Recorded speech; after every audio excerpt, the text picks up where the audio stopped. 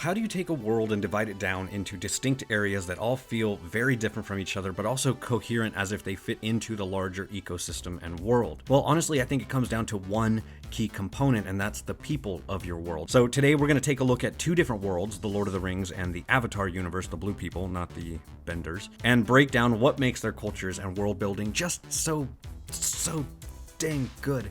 So how do these two worlds, the Lord of the Rings and Avatar, use their cultures to divide their worlds into distinct and cohesive regions? Well, first of all, there is one theme or core value that runs through both people. So, for example, the Rohirrim are centered around plains and horseback riding. Their culture, their whole culture, is built around open landscapes and nomadic values and martial traditions. When you look at the onednd from Avatar, they are connected to the forest around them. They even live within trees. The forest is everything to them. When you compare that to the Metkayina from Avatar Way of Water, they are very much rooted in oceanic life, and their culture revolves around water, their connection to the marine ecosystems and their community. Now, is it 100% necessary to have to go this far and have a theme that resonates with an entire people's? No, I don't think so. I do think that it is a very good lesson in character design. In animation, a lot of good character design comes down to the silhouette of the character. A good character will be recognizable even as a silhouette, or so I've read. So I like to think of their theme or their core as sort of the silhouette of their culture. It's an outline, a first glance assessment at what makes them them. At least that's how I do it. If you don't agree, well, the rest of this video is probably going to be useless to you, but here we are. So what that means is, for example, if you were to create a desert-dwelling culture like Dune, we can consider that their values would be put into resourcefulness, into water conservation, or they might even pray to a sun god where they wake up in the mornings and they beg for its mercy for that day, like the Nidoran people of my own world in Maladea. Now, the next thing we want to consider is the where, as both the Rohirrim and the Na'vi are built with a very distinct and detailed dive into their geography. The foundation of any culture starts with the land that it inhabits.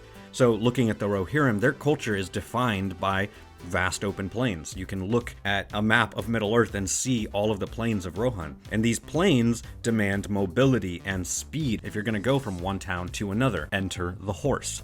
Now, over time, the dependence on their horses ends up giving rise to this unparalleled bond with them. Even their names come from Old English. Eomer means horse famous. Eowyn means lover of horses. The horse, which is a symbol, is now something that runs deeper as part of their culture. And then when you have wide open fields, that also means you have farms, and I mean lots of them. So you have a large and spread out working class people. So their wooden halls, like Meduseld, give us a glimpse into this pragmatic but proud lifestyle that's suited to these people because they prioritize function over extravagance, and their horse iconography is everywhere, on their swords, on their hulls. Now, we can move over to the onednd of Avatar, right? Let's put aside the obvious aspects of the world building here in Avatar. Obviously, they're blue. They are twice as tall as a human. They breathe a different composition of air. All of that makes them unique in their own right when you're looking at them, but what makes them real is almost everything else about them. Their culture is shaped by Pandora's towering, dense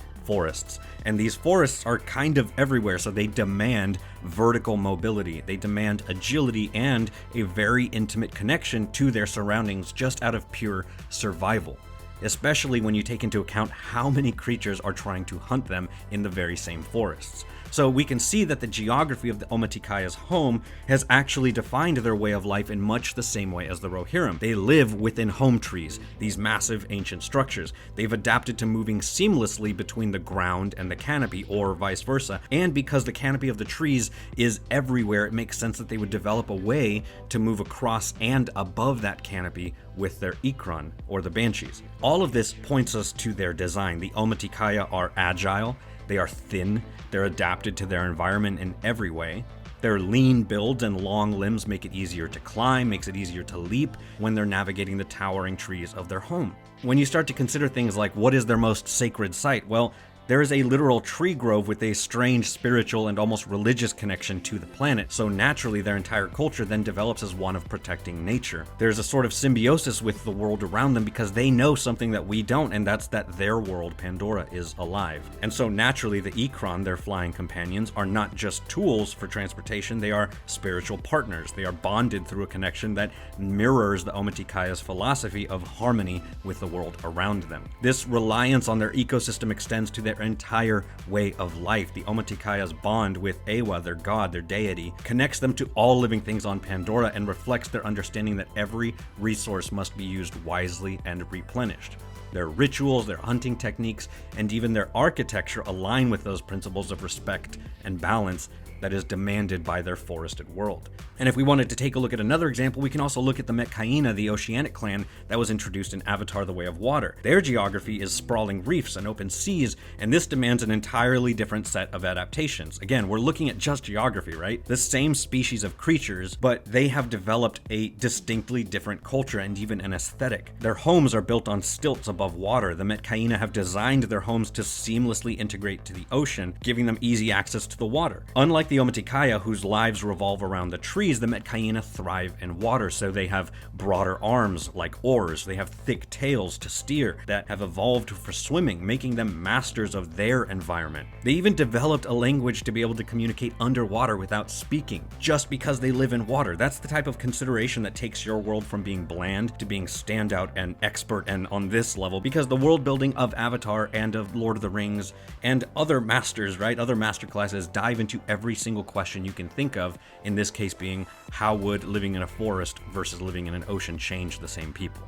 The ocean has changed the Metkayina, not only in their physical adaptations, but also their culture. They have a bond with the Tulkun, these intelligent whale-like creatures. And if you watch the movie, the Tulkun are not seen as companions, but as family members that are part of their cultural identity. Look, the key takeaway here is that geography is the foundation of these cultures. The plains of Rohan demand speed and mobility, which gave rise to a horse-centered lifestyle. The dense forest of Pandora required agility and symbiosis with the environment, which shaped the Omatikaya, and the reefs of Pandora's oceans created a completely different culture, but that was based on fluidity, balance, and a connection to the sea. So what I'm trying to say is that where they live, where they hunt, where they farm, where they travel, all of that is going to play a huge part in deciding what kind of culture your people will develop into. Now, I wanted to take a moment to just show you how easy it is to build two different ambiences within Describe. You can see that I have searched here for some forest ambience. I also found some sound effects that I think would fit with the Omatikayas. I found some music that I liked and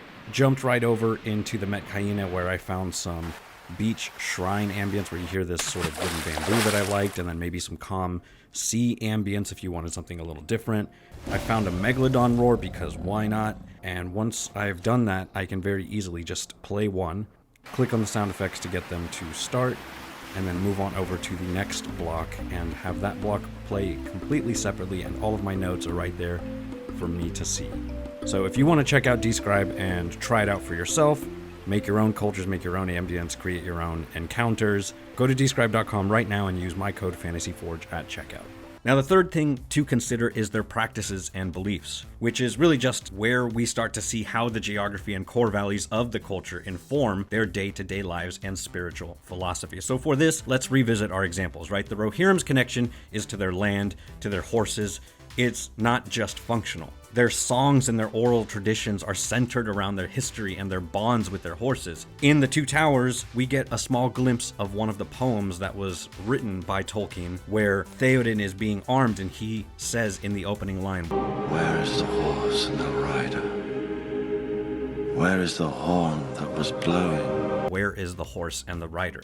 This is part of their songs, their poetry. It's part of their traditions and their culture. And then when you look at their halls, like Meduseld, they're adorned with symbols of horses, which just reinforces their reverence for this animal, right? Like I said, even their swords have the iconography of horses. Then their military tactics are also shaped by their cultural beliefs, with cavalry being the pinnacle of their strength. We can see this multiple different times in the movies. So what I'm saying is that this makes the Rohirrim more than just people on horses. They are a proud and deeply connected society to their faith and to their steeds. The Omatikaya, their rituals, like the Tree of Souls ceremony that we see, which is just really awesome, is beyond faith, right? They are connected to their ecosystem. Hunting to them is sacred. They don't take more than they need. They pray when they kill, and they thank their prey in a way that mirrors this sort of real-world indigenous practices that we see. And they also have a deep respect for their world that ensures that every single thing that they do, from their architecture to their lifestyle, reinforces that harmony with that environment. And then, of course, the Metkayina, where they have this bonding with their Tulkun,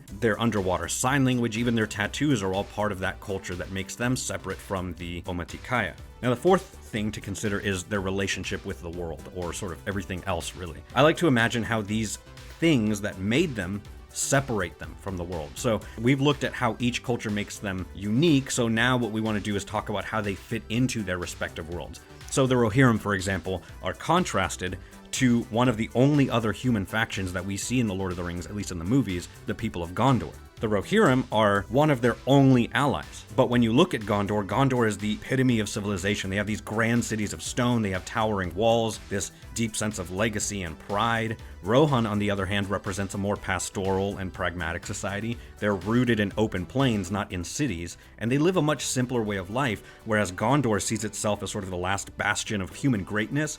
Rohan thrives in this rugged harmony with their land. And in a lot of ways, Rohan sort of represents freedom and mobility, whereas Gondor represents safety. You really see these differences come out in their interactions at times even, but we get glimpses into their history with moments like the Beacons of Gondor. Now, of course, when you compare the Metcaina and the Ometikaya, you can see how their interactions with each other are very different. Jake is even told that his family would be useless living among the Metcaina because they weren't built for it. There's also a sense of rivalry between the tribes and the people that we really only get a glimpse of, but that interaction and that uncertainty and that rivalry is what makes them both so unique. We appreciate them subconsciously because they are different. They aren't just a different color, which sort of leads into my final point here, which is their aesthetic identity. The final key to building a distinct and believable culture, at least how I do it, is in their aesthetic identity, right? Going back to that idea of a silhouette, the visual and cultural silhouette that immediately communicates what makes them unique. This is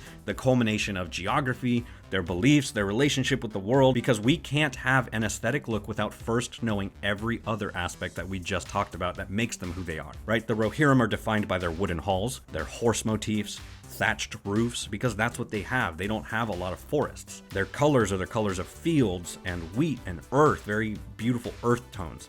Their clothing and their armor is light, it's mobile, it's layered, it's ideal for riding. You compare that to the Gondorians that are colorless. They are metal, they are gleaming and proud, they are mass-produced in a lot of ways, and they reflect a more archaic aesthetic with their white stone and their silver palette.